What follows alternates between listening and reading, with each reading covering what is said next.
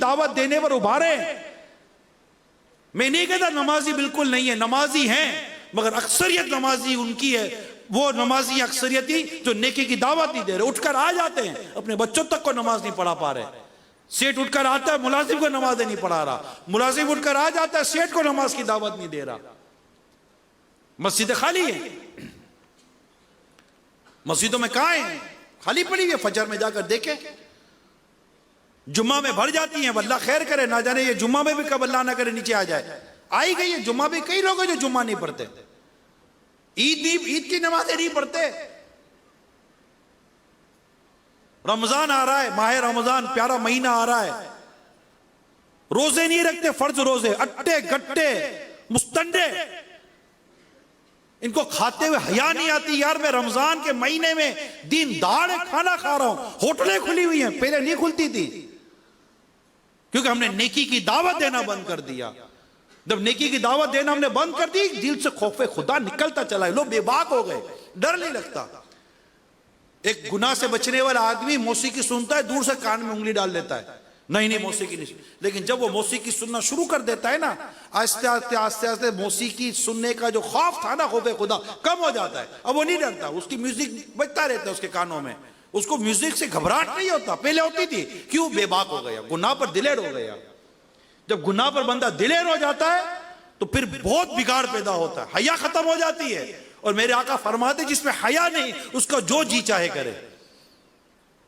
आज आपके मेरे घर की औरतों का जायजा लें, कितने घर रह गए जिनमें पर्दा रह गया, कितने घर ऐसे जिनमें सारे घर के बच्चे बड़े बड़े उठकर नमाजें पढ़ रहे होते हैं।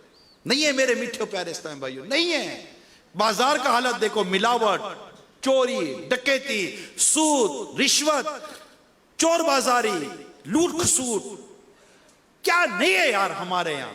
क्या मतलब क्या बात करूं मैं आपसे, कितने खैर के पहलू हैं जिसका जिक्र किया जाए। बाजारें हमारी शर फैला रही हैं, खानदानों में शर फैल रहा है, तलाकें बढ़ रही हैं, घर टूट रहे हैं। माँ बाप औलाद के नहीं, औलाद माँ बाप के नहीं, बीवी शोर की नहीं, शोर बीवी का नहीं। अरे ये जो कुछ मैं कह रहा हूं प्यारे इस्लामी भाइयों, ये कोई नई बातें मैं आपसे नहीं कर रहा, ये हो रहा है। आफतें बलाएं अलग, तरह तरह के अमराज और वायरस अलग, इकोनॉमिकली क्राइसिस अलग, माशी क्राइसिस अलग, इंटरनेशनल क्राइसिस बाजार मार्केटों में आए हुए, दुनिया परेशान है। समझ नहीं आ रही खुदा की नाफरमानी पर जब सारी ये कौमें जब अल्लाह की नाफरमानी पर कमर बांध ले, अल्लाह के लिए क्या मुश्किल है। एक वायरस आ जाता है, लाशों की लाशें गिर जाती हैं, दुनिया परेशान हो जाती है, एक मच्छर को काबू भी नहीं कर सकते हम लोग। डेंगू उठता है, लाशों की लाशें गिरा देता है, एक मच्छर काबू नहीं आता। हमारी औकात क्या है? इतनी हमारी औकात हमारे सामने आती है, फिर भी हम अपने रब के हुजूर सजदे नहीं करते। कितनी परेशानियां हो गई।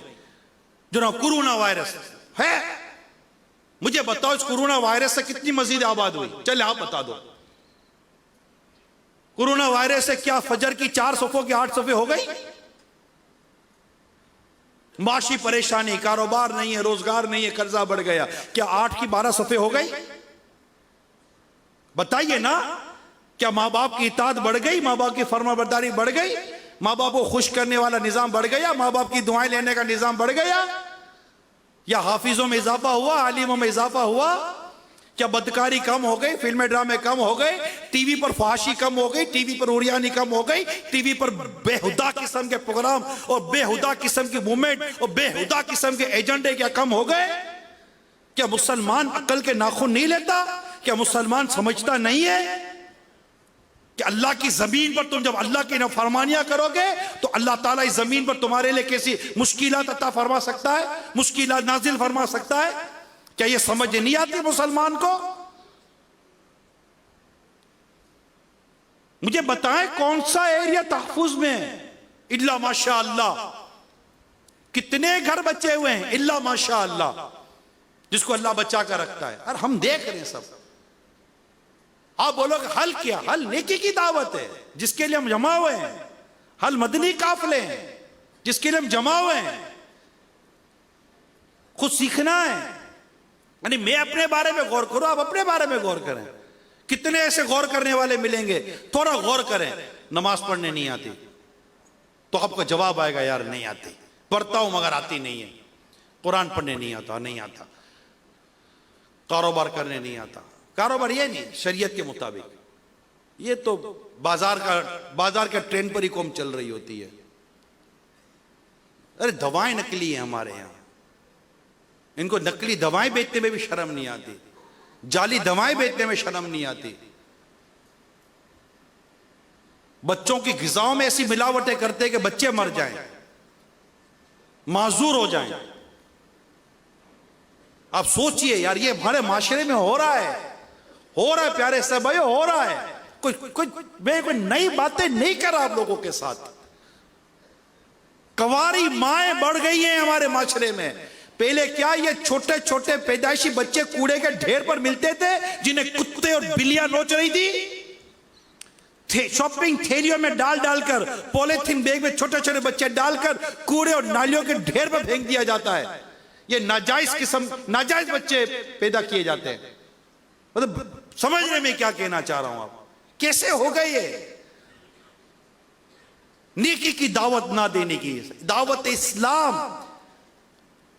जो जिसका मैंने आज बयान किया है, इस्लाम की दावत, नमाज की दावत, दीन की दावत, अल्लाह की तरफ बुलाने की दावत, मस्जिद की तरफ बुलाने की दावत, कुरान दुरुस्त पढ़ने की दावत, सच बोलने की दावत, अच्छा बोलने की दावत, नेक बनने की दावत, पूरी एक मुट्ठी दाढ़ी रखने की दावत, सर पर इमामा सजाने की दावत, सुन्नत के मुताबिक खाना खाने की दावत, सुन्नत के मुताबिक पानी पीने की दावत, सुन्नत के मुताबिक सोने की दावत, सुन्नत के मुताबिक उठने की दावत, सुन्नत के मुताबिक जिंदगी गुजारने की दावत, नबी पाक के इश्क और मोहब्बत में डूब कर जीने की दावत,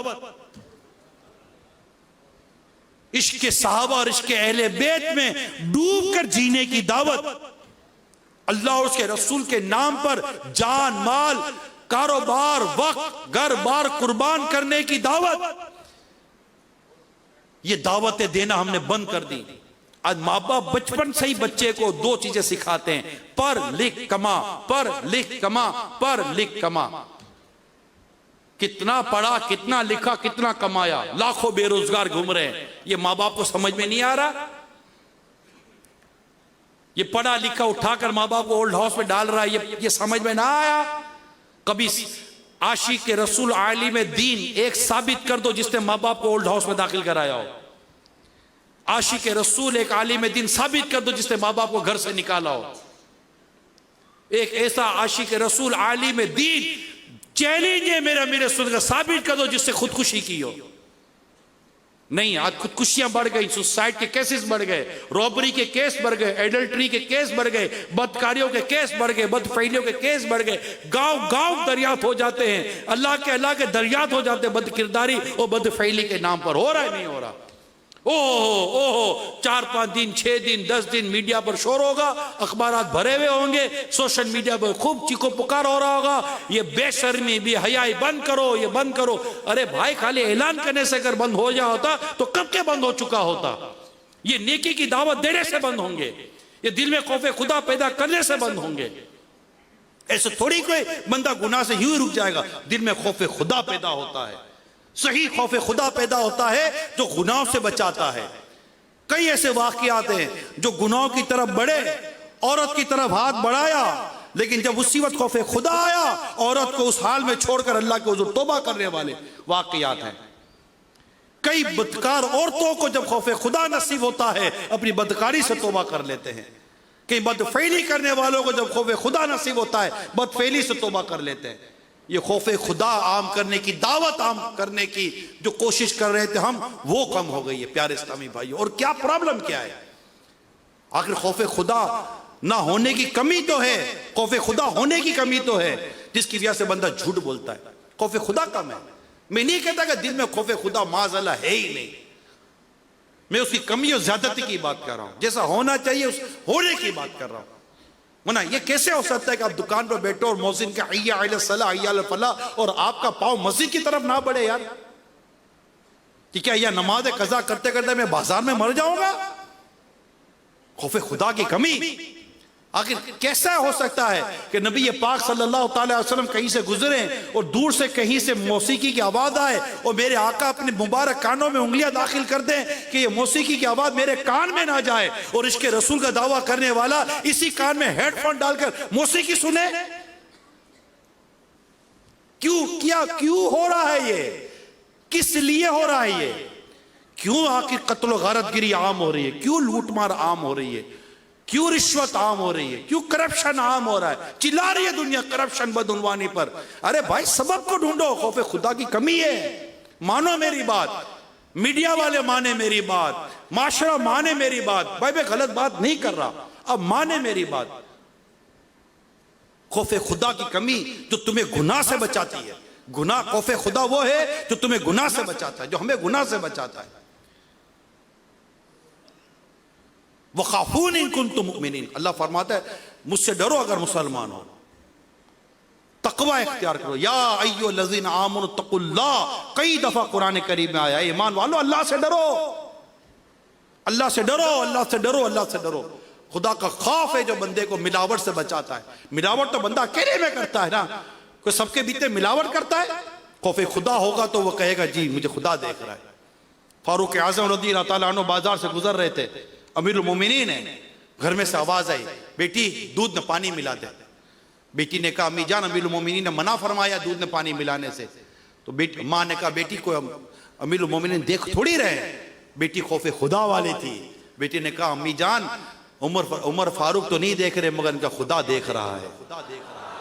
वो खुदा खौफे खुदा वाली थी, वो खौफे खुदा वाली थी कि जिसने इसको रोका। क्या आज हमारे पास ऐसा खौफे खुदा है? हम जब रिश्वत ले रहे होते तो यूं देख रहे होते हैं। अरे यूं ना देख, अपने ईमान की तरफ देख, तेरा रब तुझे देख रहा है। अगर सही खौफे खुदा हो तो रिश्वत कैसे लेगा? सही खौफे खुदा हो तो सूद कैसे लेगा? सही खौफे खुदा होगा तो बदकारी कैसे करेगा? जुए की टेबल पर कैसे बैठेगा? शराब के अड्डे में कैसे जाएगा? अल्लाह के नाफरमानों के साथ कैसे बैठेगा?